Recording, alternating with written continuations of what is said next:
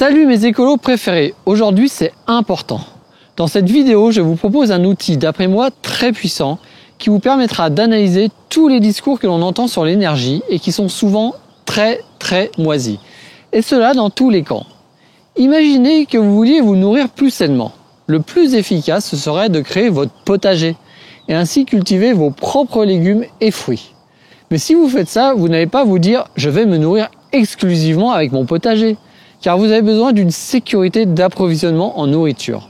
Si votre potager ne produit pas assez, ou si une invasion de limaces vous a tout détruit, ou si c'est l'hiver et qu'il est en repos, vous allez vous retourner vers votre supermarché pour vous nourrir. Vous pouvez avoir le plus beau et grand potager de la région, si la nourriture que vous achetez au supermarché est de mauvaise qualité, globalement votre alimentation sera mauvaise. Et bien pour l'énergie, c'est exactement pareil. Vous pouvez installer beaucoup d'ENR, énergie renouvelable intermittente décarbonée, de biomasse et de biogaz. Si votre base pilotable est très carbonée, votre mix électrique sera mauvais. On va de base au supermarché pour tous les besoins du quotidien, toute l'année en utilisant les énergies pilotables.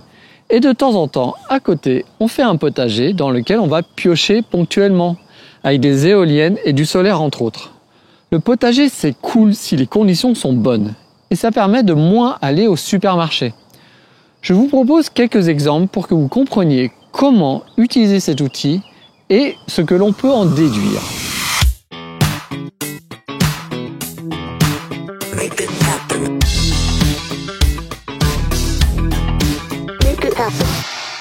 Si vous regardez l'évolution du réseau électrique de l'Allemagne, vous voyez qu'ils ont eu recours massivement aux ENR pour décarboner leur mix. C'est ce que je nomme ici le potager.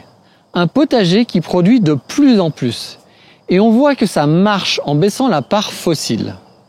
Par contre, quand on regarde de plus près, la capacité d'énergie pilotable, elle, ne diminue presque pas. C'est-à-dire qu'on garde quasiment tous les supermarchés ouverts. Et c'est normal, car on a beau avoir le plus grand potager du monde, ça ne nous permet pas de fermer les supermarchés. Des supermarchés qui, en l'occurrence, continuent à fournir de la malbouffe. Alors pourquoi c'est important cet outil que je vous propose? Car ceux qui développent massivement les ENR, en ayant à côté une base très carbonée, donnent des leçons en demandant à ceux qui ont une base déjà bien décarbonée de faire comme eux. Vous voyez ainsi pléthore de personnes féliciter l'Allemagne, le Danemark ou le Portugal.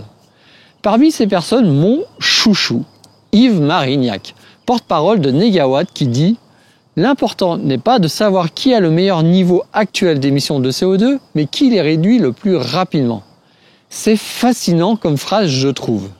D'abord rappel, l'Allemagne c'est 30% des émissions de CO2 en Europe pour produire de l'électricité. Donc en gros, Yves dit, l'important ce n'est pas celui qui roule le moins vite en ville, mais celui qui réduit le plus sa vitesse en rentrant dans la ville.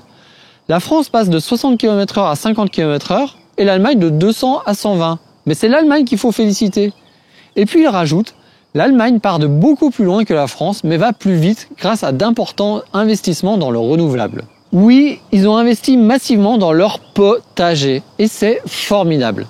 Mais il faudrait les pousser à aussi décarboner le pilotable au lieu de vouloir imposer leur modèle chez nous.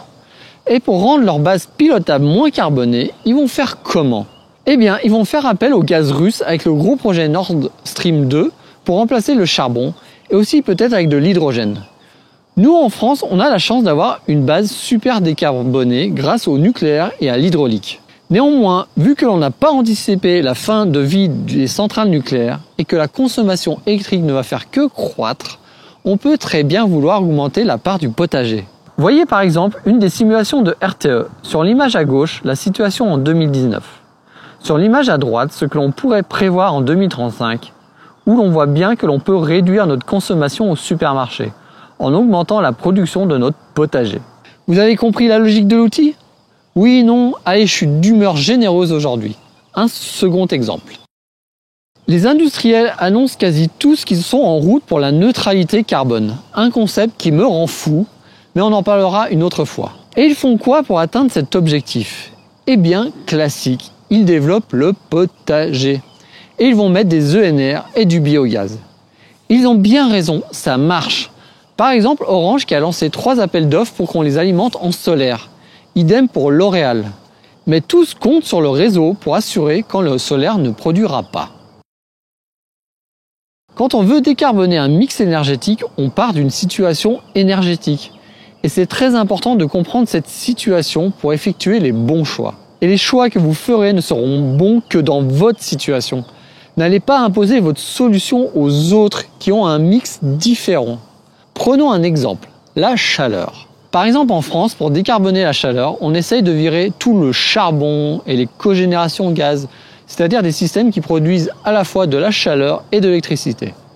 J'en discutais avec un lobbyiste du gaz qui me disait qu'en France, la cogénération gaz, c'est mort, alors qu'en Allemagne, elle a un gros avenir. Et oui, chez eux, remplacer du charbon par de la cogénération gaz, c'est top, alors que chez nous, ce n'est plus accepté car on est en avance sur l'Allemagne. Nous, on en est à diminuer notre consommation au supermarché en développant le potager à fond, avec 7 fois plus de biomasse en 10 ans.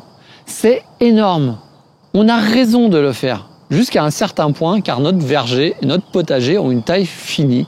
Et si l'on surexploite nos forêts, on risque de le regretter. Mais une fois qu'on sera aux limites de la biomasse et qu'il va falloir rendre le supermarché plus vertueux, ça va être plus dur. C'est le cas par exemple de la Finlande qui a déjà développé massivement la biomasse pour produire de la chaleur, avec une part de 37% de biomasse. Pourtant, ils ont encore plein de charbon, de tourbe et de gaz fossiles. On ne peut plus demander au potager de plus produire. Alors comment faire ? Eh bien, il n'y a pas beaucoup de choix. C'est pourquoi la Finlande s'intéresse de très près au nucléaire pour décarboner leur supermarché de la chaleur. Chez eux, les écolos soutiennent l'adoption des SMR, les petits réacteurs nucléaires. Donc vous voyez, 3 mix, 3 options différentes, car ils ne sont pas tous au même stade. Un autre exemple, le dessalement. Le dessalement dans le monde, c'est 100 millions de mètres cubes par jour. En France, ça ne nous concerne pas. Pas encore en fait. Mais ça risque d'arriver. L'Arabie Saoudite consomme environ 1,5 million de barils de pétrole quotidiennement pour produire de l'électricité pour alimenter les usines de dessalement. Ça représente environ 15% de la production quotidienne de pétrole du royaume. 15%, vous vous rendez compte ? À l'échelle du Moyen-Orient et de l'Afrique du Nord, 3,5% de la production quotidienne totale de pétrole sont utilisés pour dessaler l'eau. Quand vous regardez tous les projets de design de SMR déclarés dans le monde, un tiers vise ce marché-là. Un tiers. Mais dans le milieu du dessalement, personne n'en veut de ces SMR, les petits réacteurs nucléaires. Pourquoi ? Pas parce que les SMR ne sont pas intéressants, mais parce que ces pays sont dans leur phase, on développe le potager. Et ils installent des énormes fermes solaires qui vont permettre de réduire leur consommation exorbitante de pétrole. Et ils ont bien raison. En plus, chez eux, le soleil, il y en a quasi tous les jours. Mais vu que les usines de dessalement à osmose inverse ne supportent pas les coupures d'électricité, dès que le soleil est absent, genre la nuit, ils vont faire appel au réseau électrique du pays, alimenté en pétrole. Et si un jour, ils veulent décarboner ce réseau, eh bien, à part du gaz avec de la capture carbone, la solution accessible la plus décarbonée serait les SMR. Quand on s'attaque aux énergies pilotables, on voit bien que c'est bien plus compliqué que de mettre quelques éoliennes. On fait alors des choix souvent moisis, loin d'être parfaits, mais ça réduit quand même l'impact carbone. C'est ce que les professionnels et les politiciens appellent joliment des énergies de transition. On les choisit en espérant que des solutions émergeront plus tard pour décarboner la partie pilotable. Actuellement, c'est le gaz le grand vainqueur de cette transition. Le problème avec ça, c'est que les équipements de production énergétique sont développés pour tenir 30 ans. Alors on essaie de trouver parfois des palliatifs en mettant par exemple des systèmes qui pourraient brûler du gaz, mais aussi du gaz avec de l'hydrogène. Ou en se disant, ne vous inquiétez pas, demain il y aura beaucoup de biogaz à la place du gaz fossile. Mais en général, les choix d'énergie de transition que l'on fait, on se les coltine pendant très longtemps. Trop longtemps. Vous l'aurez compris, développer un potager ou s'attaquer à la malbouffe du supermarché, ce n'est pas du tout la même chose. Le drame aujourd'hui, c'est que certains font la morale à d'autres car eux développent à fond des énergies renouvelables intermittentes et imposent leurs solutions à d'autres. Ça vous paraît peut-être anecdotique, mais je vous jure que c'est grave en fait. Car ça oriente massivement les aides publiques. Il y a un tel lobbying actuellement pour les solutions du potager que certains industriels à qui j'ai discuté préfèrent partir sur les énergies intermittentes que sur des énergies pilotables moins carbonées, car ils ont besoin d'énergie en continu. Ils comptent du coup tous sur EDF pour pallier leur intermittence. Attention que l'on ne méprenne pas mes dires. Développer un potager, c'est très bien, comme je l'ai montré pour le dessalement. Mais il faut vite prendre conscience que ce ne sera que la phase 1 et qu'il faut vite s'attaquer au supermarché en pensant à sortir des énergies fossiles. Vous comprenez bien que si tout le monde investit que dans le potager, ça risque de sérieusement coincer à un moment. On peut se demander alors pourquoi les entreprises et les États ne s'attaquent que rarement au supermarché. Parce que 1, ça ne rapporte pas en termes d'image. Investir dans les énergies renouvelables, ça vous donne une image écolo. 2, s'attaquer au supermarché, c'est plus cher et plus impopulaire. D'ailleurs, une chose importante, une chose avec laquelle je suis d'accord avec Negawatt. La réponse n'est pas que technologique, elle doit être aussi dans notre façon de consommer l'énergie, la sobriété, l'effacement, etc. Sans en attendre des miracles non plus. Bon, ça c'est vrai pour nous les particuliers. Pour les industriels, c'est beaucoup plus dur, car ils ont souvent des process industriels qui ont besoin d'énergie en continu. D'ailleurs, ça me fait penser, j'ai pu voir dans les commentaires de ma dernière vidéo sur les petits réacteurs nucléaires que certains disaient qu'ils arrivaient trop tard par rapport au réchauffement climatique.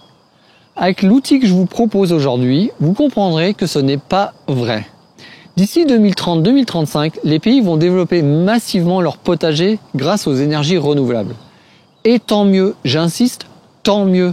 Ces SMR seront prêts quand ces pays arriveront aux limites de leur potager et qu'il faudra bien sortir du fossile. C'est pour ça, je trouve que c'est complètement idiot d'opposer énergie renouvelable et nucléaire, ou de fixer un pourcentage d'ENR. Ça ne fonctionne pas ainsi un mix énergétique. Donc prochaine fois que vous entendez un discours sur l'énergie, de qui que ce soit, même de moi, rappelez-vous de cet outil. Il me parle du potager ou du supermarché là? Si seulement cette distinction était comprise de tous, les choix énergétiques seraient beaucoup plus intelligents.